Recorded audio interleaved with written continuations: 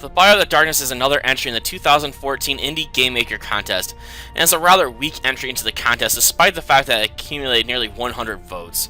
The game is problematic in so many ways beyond the spelling and grammar issues that pop up all over the place, but I can't overlook the spelling mistakes and grammar issues considering the makers of this game aren't native English speakers, nor do they come across as particularly fluent with the language, so I can overlook those issues.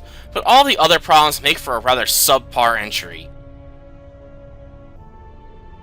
Story-wise, the game is about werewolves attacking a vampire castle, and that's all you really ever get. While the game hints that the player character is familiar with the werewolves, it never offers up any sort of backstory to explain why the two clans are at war, or what the werewolves hope to achieve by killing you, and this lack of a backstory makes it near impossible for me to care about what is going on. Without an explanation for the conflict, it merely comes across as violence for the sake of violence, which is extremely boring.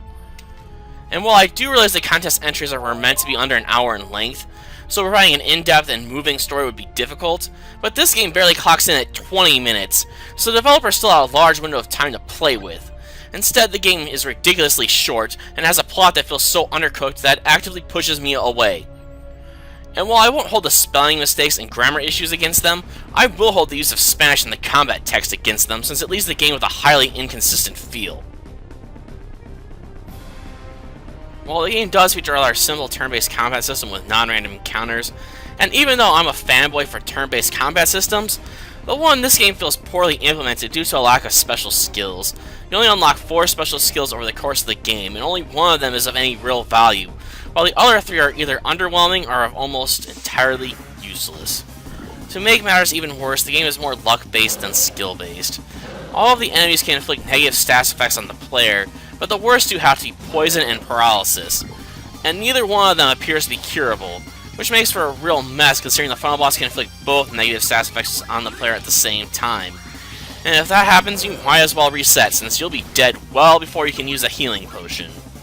Another minor problem with the game is that all the human prisoners only give you back a small amount of HP, which was a terrible decision considering the game can easily make you go through half of your potion supply in the first 2 fights, if you get extremely unlucky. Visually speaking, the game is rather weak as well. While the layout of the castle is decent, the land outside of the castle just appears to be your standard desolate wasteland. It also doesn't help that the area is needlessly huge. There's nothing to find in the wasteland, so why make the world any bigger than absolutely necessary?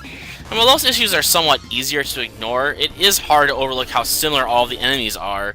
The vast majority of the enemies are the same sprite, only with a different color.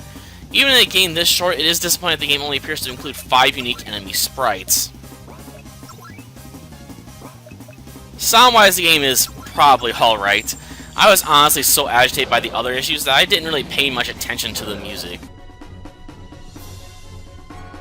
The Bio of the Darkness is a terrible game, but to add one final nail to the coffin, the game ends with the game over even if you take down Saber. So even if you manage to beat the game, it still treats you like you lost. The game is just entirely pointless when even if you win, it's equal to you lose. Suffice to say, this is one RPG Maker game you should avoid.